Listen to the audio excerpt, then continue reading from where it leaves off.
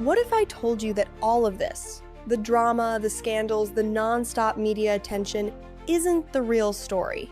It's a smokescreen. For years, we've all been watching the wrong show. While we were glued to the reality TV circus, the Kardashians were quietly building a monster of a machine in the background. Today, the family's combined net worth is knocking on the door of $3 billion, with Kim Kardashian alone worth an estimated $1.9 billion as of early 2026. Forget the family drama, the real secret is a masterclass in business that's making them richer every single day. So today, we're pulling back the curtain on the exact direct-to-consumer strategies and social media tactics they used to build it. This isn't a story about being famous for being famous. This is the story of how a family turned attention into an asset, controversy into currency, and followers into a vertically integrated global enterprise.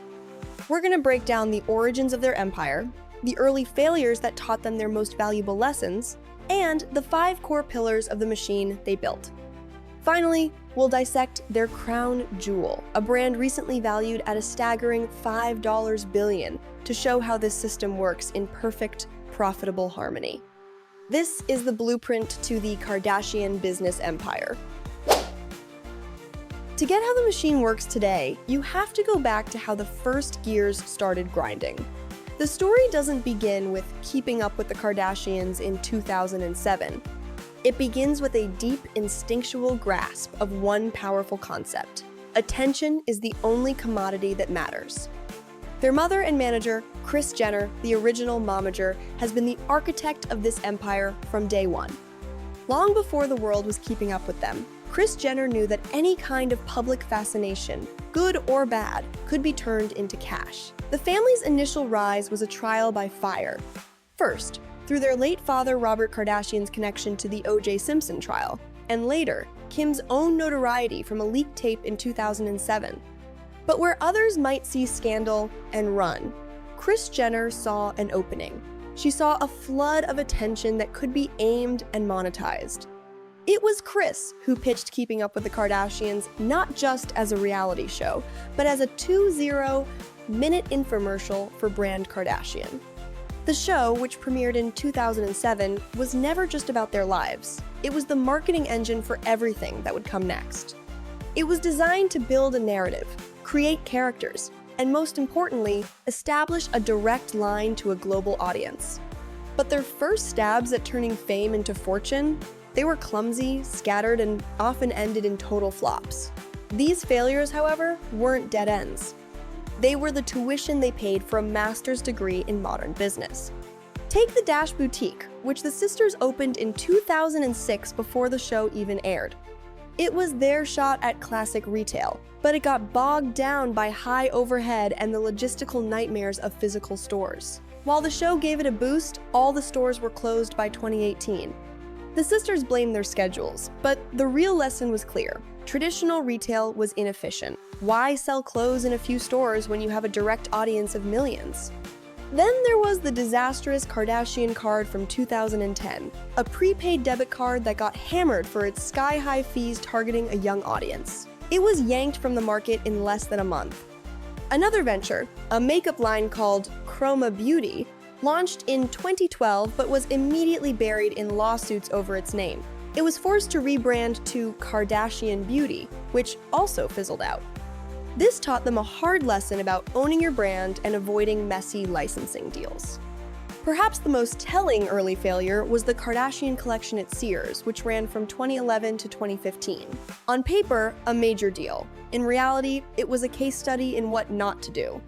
The family had little control. The quality was criticized, and they faced accusations of using sweatshops. The profit margins were tiny. They were renting out their name, not building their own brand. These failures, Dash, the Kard, Khroma Beauty, the Sears collection, were the price of admission. They learned that licensing their name was a low-margin, high-risk game. They learned physical retail was a bottleneck. They learned that to truly build an empire, they couldn't just borrow someone else's platform. They had to build their own. They needed to own the product, the marketing, the distribution, and the customer. This realization became the foundation for the 5 pillars that define their machine today. After learning from their early missteps, the family started building a new kind of empire, based not on licensing deals, but on a direct, unbreakable link to their audience. This machine is built on 5 strategic pillars. Pillar 1, the direct-to-consumer playbook. The first and most critical pillar is mastering the direct-to-consumer, or DTC, model. After the Sears fiasco, they knew the real money wasn't in letting a big box store sell their products, it was in selling directly to their fans. The genius of DTC is that it cuts out the middleman. No retailers taking a cut, no wholesalers setting terms. You own the whole process, from the factory to the checkout page. This gives you total control over your brand, your price, and most importantly, your customer data. The first explosive proof of this concept came from the youngest of the clan, Kylie Jenner. In 2015, she launched Kylie Cosmetics with one simple product, the Kylie Lip Kit. Instead of begging for shelf space at Sephora, she launched it exclusively online, hyping it to her millions of social media followers. The kit sold out in seconds. This wasn't a product launch, it was a cultural event. By manufacturing scarcity and using her direct-to-fan connection, she turned a tube of lipstick into a phenomenon. While Forbes controversially named her the youngest self-made billionaire, a title they later retracted, the power of the strategy was undeniable. Kylie Cosmetics was valued at $1.2 billion when she sold a majority stake to Coty. Kim followed that exact playbook in 2017 with KKW Beauty, launching contour kits that sold out almost instantly. She generated millions in minutes. The lesson from Khroma Beauty was learned. This time, it was her product, her website, and her audience. She owned the entire chain. This playbook is more than just an online store. It's about using the launch itself as the marketing. They use limited drops, wait lists, and sold-out banners to create a constant state of hype and demand. Their customers feel like they're in on an exclusive secret. It's a psychological masterstroke that traditional retail just can't copy. The failures of the past taught them a crucial lesson. Don't rent space in someone else's store. Build your own. Pillar 2, social media as the new storefront. That DTC playbook is powered by Pillar 2. Using social media as the primary storefront. With Kim having over 360 million followers and Kylie approaching 400 million, their collective digital real estate is worth more than any mall in America. For the Kardashians, an Instagram post isn't just a picture. It's a billboard, a commercial, and a cash register, all rolled into one. They perfected the art of turning followers into customers by seamlessly blending their personal lives with product promotion. While they can charge 6-figure fees for posting about other brands, the real genius is promoting their own. Every selfie, every story, every get ready with me video is a potential ad for SKIMS, Kylie Cosmetics, or Good American. They've also perfected platform-specific strategy. Instagram is their glossy magazine for beautiful product shots. TikTok is their playground for viral trends and behind-the-scenes clips that make their brands feel more authentic. Their Hulu show now serves as a long-form commercial, weaving their businesses directly into the plot.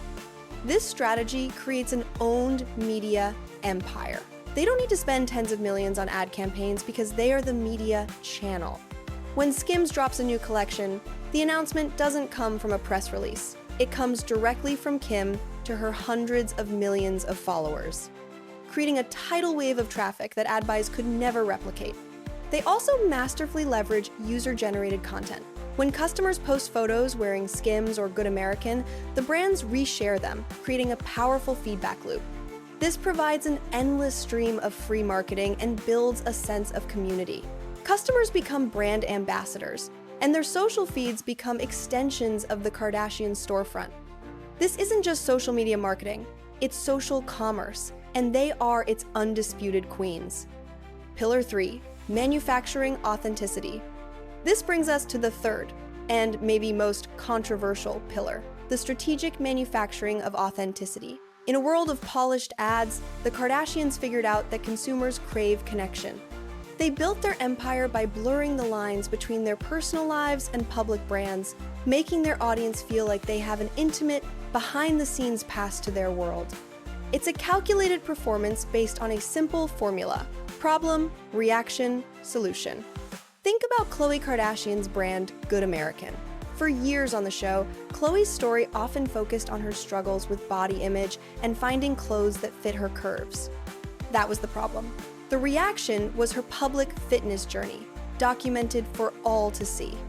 The solution was the 2016 launch of Good American, a denim brand focused on body positivity and inclusive sizing. The brand reportedly made $1 million on its very first day. Khloe didn't just sell jeans. She sold the solution to a problem her audience had watched her live for years. Her personal journey became the brand's most powerful marketing tool. Kim has done the exact same thing. She's openly discussed her struggles with psoriasis for years, creating a relatable problem. Then, in 2022, she launched SKKN by Kim, a high-end skincare line. By sharing her own skin issues, she built a foundation of trust that made the product launch feel like an authentic fix, not just a cash grab. Even their family drama, the fights, the breakups, all of it is content that fuels the machine. These aren't just personal events, they are plot points for their reality show, which keeps the audience invested in the characters who happen to run these billion-dollar brands. They have mastered the art of selling a curated version of their real lives, making authenticity itself the final product. Pillar 4. The art of the pivot.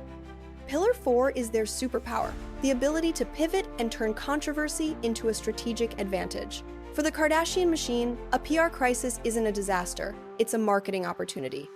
The most brilliant example is the creation of SKIMS. In 2019, Kim announced her new shapewear line under the name Kimono. The backlash was instant and global. Critics accused her of cultural appropriation, and the hashtag number #KimOhNo went viral. For almost any other brand, that's game over. But instead of digging in or disappearing, Kim performed a masterclass in PR judo. She listened, she apologized publicly, and she announced she would change the name. The controversy generated a massive amount of free press. The world was now watching, waiting to see what she'd do next. The name change itself became a global news story. When she relaunched the brand as SKIMS, the name was not only catchy, but perfectly tied to her identity. The initial firestorm had created enormous awareness, and her graceful pivot generated goodwill. When SKIMS finally launched, it was a blockbuster, reportedly doing $2 million in sales in the first few minutes. The kimono disaster didn't sink the brand, it made it. We see this pattern again and again. When KKW Beauty started to feel dated, she didn't just let it die. She shut it down in 2021, creating a frenzy of speculation. A year later, she relaunched it as the more mature, elevated SKKN by Kim, framing the pivot as an evolution. This let her shed an old image, introduce a new premium product, and get a whole new cycle of media coverage. This ruthless focus on the long-term goal, absorbing negative energy and redirecting it, is a core function of the machine. Pillar 5, building an owned media empire. And the final pillar that holds it all up? They built their own media empire. The Kardashians don't just participate in the media, they are the media. This is the ultimate expression of vertical integration. Think about it. A typical company pays ad agencies to create campaigns, media buyers to place those ads, and PR firms to beg for positive press. The Kardashians pay for almost none of this. Their reality show, first on E! And now The Kardashians on Hulu, is the mothership. They aren't just the talent. They are executive producers with significant control over the narrative, ensuring their businesses are presented exactly how they want. The show is the world's most effective and long-running advertisement. Their social media channels are their own TV networks, with a combined audience that dwarfs any traditional media company. Past ventures like the Kim Kardashian Hollywood game created yet another direct channel to consumers. Websites like Kourtney's Poosh aren't just blogs, they are content commerce platforms that blend lifestyle advice with affiliate links and product sales. This owned media empire gives them unmatched power. They can launch a product to hundreds of millions of people with a single post. They can shape any narrative and pivot their strategy in real time. They've built a closed-loop system where they create the content, distribute it, and then sell the products featured in it directly to the audience that just consumed it. This is why Kris Jenner's famous 10% momager fee is one of the best deals in business history. She's not just managing her daughters, she's managing a media conglomerate where the talent, producers, distributors, and advertisers are all in the family. Want to see all 5 pillars firing at once? Look no further than SKIMS. Launched in 2019, SKIMS is the ultimate proof of the Kardashian business machine, a brand that transformed Kim from a celebrity into a true business mogul. In late 2025, SKIMS raised $225 million in a funding round led by investment giant Goldman Sachs, rocketing its valuation to a breathtaking $5 billion. The company is on track to blow past $1 billion in annual net sales. This isn't just a successful clothing line, it's one of the fastest growing apparel brands in history.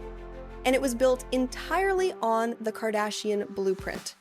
First, the direct-to-consumer playbook. SKIMS was born online. It skipped traditional retail, launched on its own website, and built massive hype with limited drops that sold out in minutes. This gave them total control and precious customer data from day one. Second, social media as the new storefront. Kim used her massive Instagram following as her launch pad. The marketing wasn't a series of ads. It was Kim and her sisters wearing the products in their daily lives. The brand brilliantly uses user-generated content, turning its customers into an army of micro-influencers, providing free, authentic advertising. Third, manufacturing authenticity.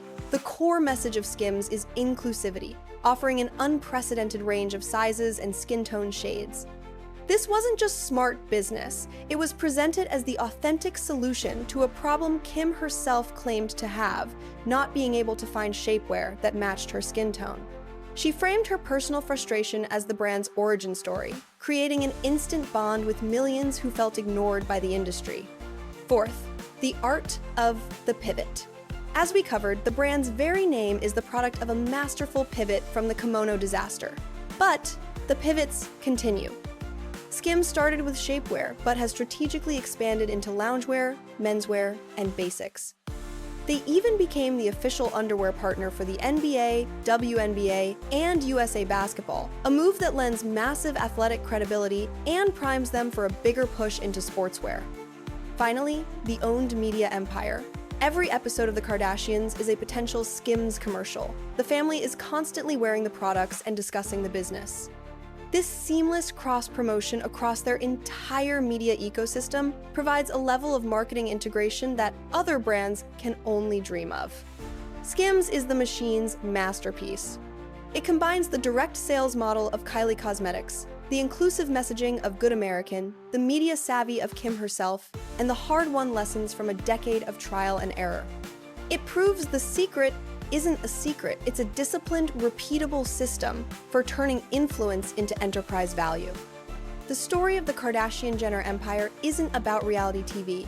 It's about the creation of a new business model. They took celebrity endorsement and evolved it into celebrity ownership. They turned their family into a brand, their lives into a story, and their audience into a community of loyal customers. Their combined net worth, approaching $3 billion, wasn't built on luck. It was built on a series of calculated strategies, a pivot to a direct-to-consumer model, the transformation of social media into a global storefront, the masterful performance of authenticity, the ability to turn controversy into marketing, and the construction of a media empire that gives them total control. And the machine keeps evolving. Kim co-founded a private equity firm, SKKY Partners. Though it has faced major fundraising hurdles and her role has been reduced, it shows an ambition to play in the world of high finance. Kendall Jenner's 818 Tequila is rapidly gaining market share by applying the exact same playbook, making it one of the fastest growing new tequila brands. Meanwhile, Kourtney's Poosh and Khloe's Good American continue to grow, each owning a niche in the family's lifestyle ecosystem. The greatest secret of the Kardashian empire is that its success isn't magic.